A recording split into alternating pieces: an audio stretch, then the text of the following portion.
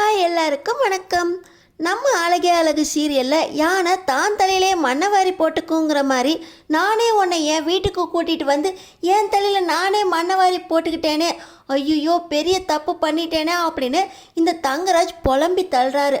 நம்ம அழகுமதிக்கிட்ட இந்த தங்கராஜ் எப்படி எந்த விஷயத்தில் சிக்கினாரு, தங்கராஜ் இதுலேருந்து மீள முடியுமா தெரிஞ்சுக்கிறதுக்கு முன்னாடி இந்த வீடியோக்கு ஒரு லைக் போட்டுக்கோங்க. பார்த்தீங்கன்னா இப்போ எதுக்கு நீ அழகுமதியை வேறு ரூமில் தங்க சொல்லிட்டு சுரேஷை ஒரு ரூமில் தங்க சொல்கிற?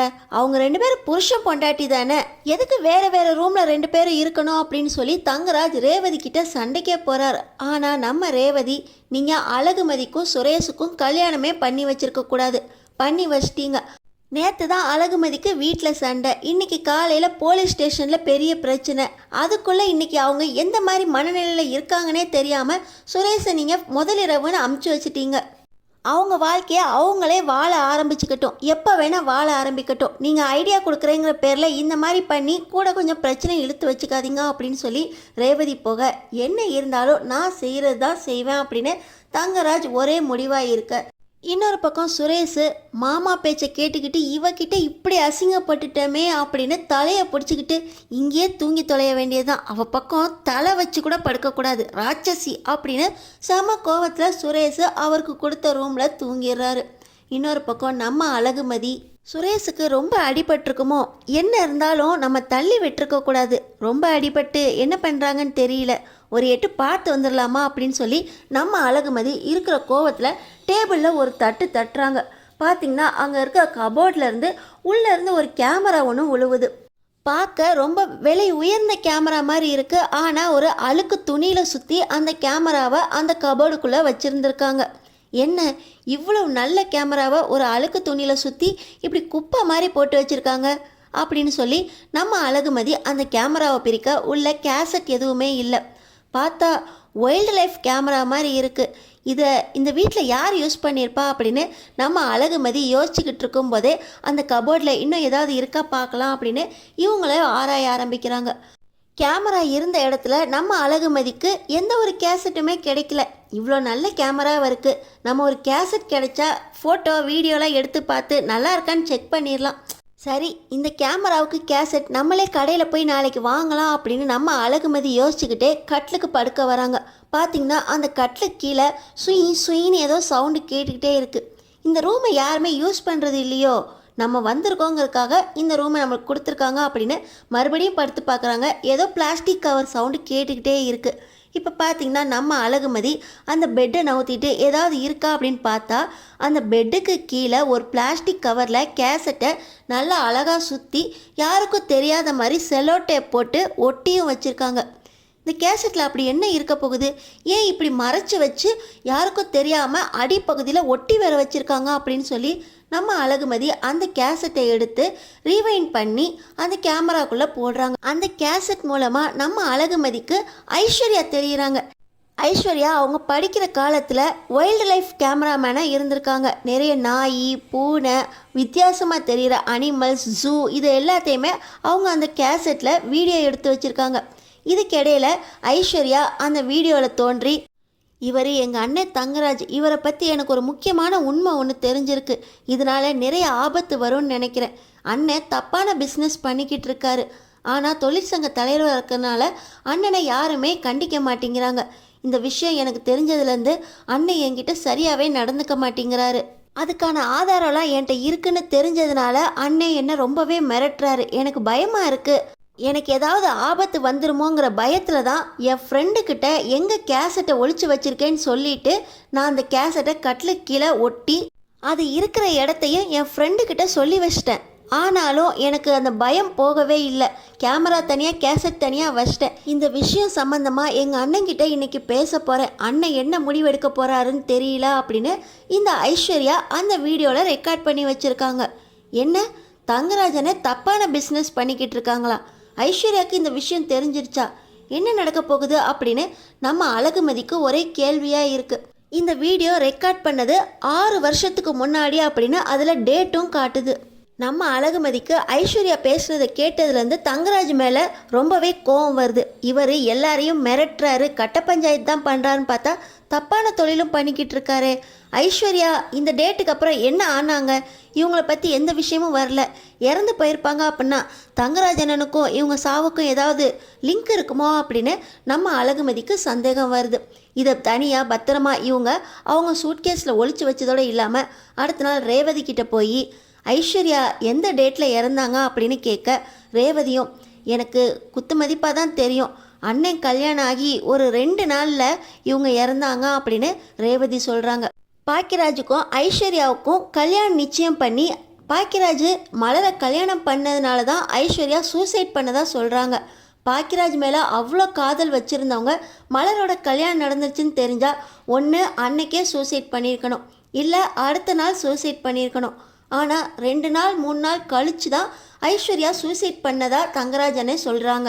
அப்படி பார்த்தா இந்த வீடியோவில் இருக்கிற டேட்டுக்கும் பாக்கியராஜ் மலர் கல்யாணத்துக்கு அப்புறம்தான் ஐஸ்வர்யா இறந்த டேட்டுக்கும் ரொம்ப வித்தியாசம் வருதே, இதில் ஏதோ இடிக்குதே, தங்கராஜனை எதையும் மறைக்கிறாங்களா அப்படின்னு நம்ம அழகுமதி நிறைய கேள்விகளை அவங்களுக்குள்ளே கேட்டுக்கிட்டு இருக்க, தங்கராஜ் தப்பான பிஸ்னஸ் பண்ணுறதா ஐஸ்வர்யா சொல்லியிருந்தாங்களே, அப்படி என்ன தப்பான பிஸ்னஸ் பண்ணுறாங்க அப்படின்னு நம்ம அழகுமதி கண்டுபிடிக்கிறதுக்கு முடிவு பண்ணுறாங்க. அன்னைக்கு நைட்டு பார்த்திங்கன்னா தங்கராஜும் சுரேஷும் ஒன்றா சேர்ந்து குடிச்சிக்கிட்டு இருக்காங்க. குடிச்சிக்கிட்டு இருக்கும்போது தங்கராஜ், டேய் உங்கள் அண்ணன் பாக்கியராஜ் மட்டும் என் தங்கச்சியை கல்யாணம் பண்ணியிருந்தா என் தங்கச்சியோட லெவலே வேறு, நான் இப்போ இருக்கிறத விட பெரிய லெவலில் இருந்திருப்பேன். உங்கள் அண்ணன் பேங்க்கில் தான் வேலை பண்ணுறான், அதை வச்சு நான் கோடி கோடியாக சம்பாரிச்சிருப்பேன்டா. ரெண்டுமே இல்லாமல் என் தங்கச்சியும் செத்து போய் நான் சம்பாதிக்கவும் முடியாமல் போய் அந்த வக்கத்தை மலர போய் கல்யாணம் பண்ணிட்டு வந்துட்டானே அப்படின்னு தங்கராஜ் சுரேஷ் கிட்ட புலம்ப, மாமா அண்ணன் மட்டுமா மலரை கல்யாணம் பண்ணிட்டு வந்து தப்பு பண்ணிச்சு, நானும் தான் மாமா இவளை இந்த ராட்சசியை கல்யாணம் பண்ணிட்டு வந்து வாழ்க்கையே வீணாக போய் உக்காந்துருக்கேன் அப்படின்னு சுரேஷ் புலம்பிக்கிட்டே இருக்க, உன் வாழ்க்கை நல்லா இருக்கும்டா, இந்த தங்கராஜ் அமைச்சு வச்ச வாழ்க்கை ரொம்ப நல்லா இருக்கும், என் தங்கச்சி மட்டும் ஒழுங்காக இருந்திருந்தா இப்போ இந்த நிலைமையே வந்திருக்காது, எல்லாத்தையும் தெரிஞ்சுக்கிட்டாலே அப்படின்னு ஒரு வார்த்தையை விடுறாரு தங்கராஜ். இந்த நேரத்தில் ரேவதி வந்து, என்னங்க அவனுக்கும் இப்படி குடிக்க வச்சு கெடுத்துக்கிட்டு இருக்கீங்களே, அவனாவது நல்லா இருக்கட்டும், டேய் சுரேஷ் நீ தூங்க போடா அப்படின்னு சொல்லிட்டு ரேவதி தங்கராஜ்கிட்ட போய், நீங்கள் குடித்தது போதுங்க ரூமுக்கு வாங்க அப்படின்னு கூப்பிட, என் தங்கச்சி ஐஸ்வர்யா அவள் ஐஸ்வர்யமாக இருக்கணும்னு தானே நான் இப்படியெல்லாம் பாடாக பட்டுக்கிட்டு இருக்கேன், அவள் இதெல்லாம் தெரிஞ்சுக்கிட்டாளே அப்படின்னு ஒரு உளறார. மறுபடியும் நம்ம அழகுமதி இதெல்லாம் கேட்டுட்டு, அப்போ ஐஸ்வர்யாவுக்கு இந்த விஷயம் தெரியுங்கிறதுனால தங்கராஜ் ஐஸ்வர்யாவை எதுவும் பண்ணியிருப்பாரோ அப்படின்னு சந்தேகம் வருது. தங்கராஜ் அப்படி என்ன தவறான தொழில் செஞ்சுக்கிட்டு இருக்காரு, அதை எப்படி ஐஸ்வர்யா கண்டுபிடிச்சாங்க, எதுக்காக அந்த கேசட்டை ஒளிச்சு வச்சுருக்காங்க அப்படின்னு மறுபடியும் நம்ம அழகுமதி அந்த வீடியோ கேசட்டை டிவியிலே போட்டு பார்க்கலாம் அப்படின்னு நைட்டு யாருக்கும் தெரியாமல் டிவியில் அந்த வீடியோ கேசட்டை போட்டு பார்க்குறாங்க. பார்த்திங்கன்னா ஐஸ்வர்யா எங்கள் அண்ணன் தப்பான தொழில் பண்ணிக்கிட்டு இருக்காரு அப்படின்னு ஒரு வீடியோ பேசிக்கிட்டு இருந்தாங்கல்ல, அந்த வீடியோவுக்கு பின்னாடி தங்கராஜ் லாரியில் எதையோ ஒரு சில பொருட்களை ஏற்றிக்கிட்டு இருக்காங்க, அதை தான் ஐஸ்வர்யா ரெக்கார்ட் பண்ணிக்கிட்டு இருக்காங்க. என்னன்னு நல்லா ஜூம் பண்ணி பார்க்கும்போது தங்கராஜ் போலி மருந்துகளை தயாரித்து அதை லாரியில் ஏற்றிக்கிட்டு இருக்காரு. இவங்க வைல்டு லைஃப் கேமராவில் வீடியோ பிடிக்கும்போது தங்கராஜ் இப்படி போலி மருந்துகளை லாரியில் ஏற்றுறத நம்ம ஐஸ்வர்யா வீடியோ பிடிச்சிடுறாங்க. இதை தான் அவங்க ரெக்கார்ட் பண்ணி அந்த கேசட்டை தான் கட்டிலுக்கு கீழே ஒளிச்சு வச்சுருக்காங்க. இந்த வீடியோ கேசட் தான் நம்ம அழகுமதி கையில் கிடச்சிருக்கு. அப்போது தங்கராஜ் போலி மருந்துகளை தயாரித்து விற்றுக்கிட்டு இருக்காரு. லாரியில் ஏற்றும் போது ஐஸ்வர்யா பார்த்துருக்காங்க. இதை செய்யாதீங்க அப்படின்னு ஐஸ்வர்யா தங்கராஜை மிரட்ட போயிருக்காங்க. இந்த நேரத்தில் தான் தங்கராஜ் கோவத்தில் ஐஸ்வர்யாவை அடிக்க போக அதில் ஐஸ்வர்யா இறந்துருக்காங்க. இந்த நேரத்தில் தான் பாக்கியராஜுக்கும் ஐஸ்வர்யாவுக்கும் கல்யாணம் நிச்சயம் பண்ணி பாக்கியராஜ் மலரை கல்யாணம் பண்ணிட்டு வந்துட்டார். இது நடந்து ஒரு 2 நாளில் தான் ஐஸ்வர்யாவுக்கு தங்கராஜ் பண்ணுற தப்பான பிஸ்னஸ் பற்றின விஷயம் தெரிஞ்சு ஆதாரத்தோட ஐஸ்வர்யா தங்கராஜ்கிட்ட கேட்டிருக்காங்க. இந்த போராட்டத்தில் தான் ஐஸ்வர்யா இறந்து போயிருக்காங்க. அப்போது நம்ம பாக்கியராஜுக்கும் ஐஸ்வர்யாவுக்கும் கல்யாணம் நடக்கலை அப்படிங்கிறதுனால ஐஸ்வர்யா மனமடைஞ்சு போய் சூசைட் பண்ணிக்கிட்டாங்க அப்படின்னு தங்கராஜ் இந்த ஐஸ்வர்யா கொலையை தற்கொலையாக மாற்றி அதுக்கான போலி டெத் சர்டிஃபிகேட்டையும் வாங்கி இவர் தப்பிச்சிட்டாரு. எல்லா பழியையும் பாக்கியராஜ் மேலே போட்டுட்டாரு அப்படின்னு நம்ம அழகுமதிக்கு எல்லாமே கிளியராக புரியுது. இந்த வீடியோவை நம்ம அழகுமதி போட்டு பார்த்து எல்லாத்தையுமே புரிஞ்சுக்கிட்டு இருக்கிற இந்த நேரத்தில் தான் தூக்கம் வராமல் தங்கராஜோட அம்மா வெளியே வராங்க. என்னடி இளவட்டம் உனக்கு தூக்கம் வராமல் டிவியை போட்டு பார்த்துக்கிட்டு இருக்க அப்படின்னு இந்த தங்கராஜோட அம்மா டிவியை பார்க்கும்போது தங்கராஜ் அதில் வர்றதோ ஐஸ்வர்யா தெரிகிறதோ பார்க்குறாங்க. என் பொண்ணு ஐஸ்வர்யா இத்தனை வருஷத்துக்கு அப்புறம் வீடியோ கேசட்டில் வரா, எப்படி உனக்கு இதெல்லாம் கிடச்சிச்சா அப்படின்னு தங்கராஜோட அம்மா கேட்க, உங்கள் பொண்ணு ஐஸ்வர்யா உண்மையிலேயே தற்கொலை பண்ணிக்கிட்டாங்களா அப்படின்னு தங்கராஜோட அம்மா கிட்ட நம்ம அழகுமதி கேட்குறாங்க.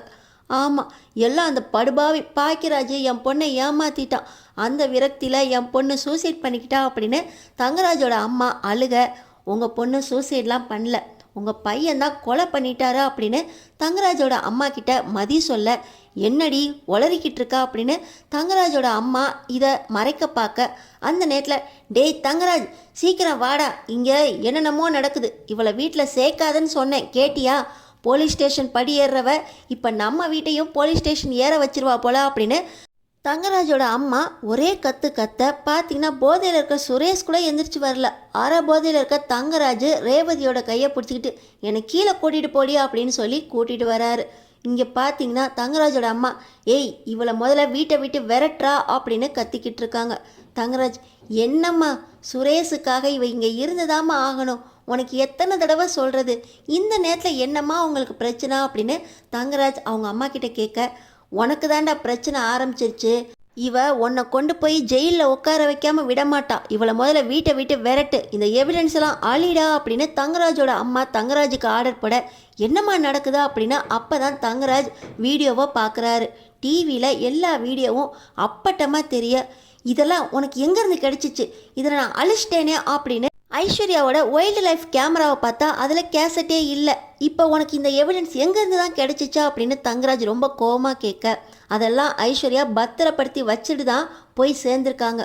உங்கள் தங்கச்சி ஐஸ்வர்யா எவ்வளவு நல்லவளாக இருக்காங்களோ அந்த அளவுக்கு நீங்கள் கெட்டவங்களாக இருக்கீங்க, இந்த விஷயத்தை நான் கண்டிப்பாக போலீஸ் ஸ்டேஷன் வரைக்கும் கொண்டு போவேன், நியாயம் கிடைக்காம விடமாட்டேன் அப்படின்னு நம்ம அழகுமதி ஒரே பிடியாக நிற்க, நீ எப்படி இந்த வீட்டிலேருந்து உயிரோட போகிறன்னு பார்க்குறேன் அப்படின்னு தங்கராஜ் ஒரு நிலையாக அழகுமதி கிட்ட பாய போக, அடுத்தடுத்து என்ன நடக்க போகுதுன்னு தெரிஞ்சுக்கிறதுக்கு நம்ம சேனலை சப்ஸ்கிரைப் பண்ணி தொடர்ந்து பாருங்கள்.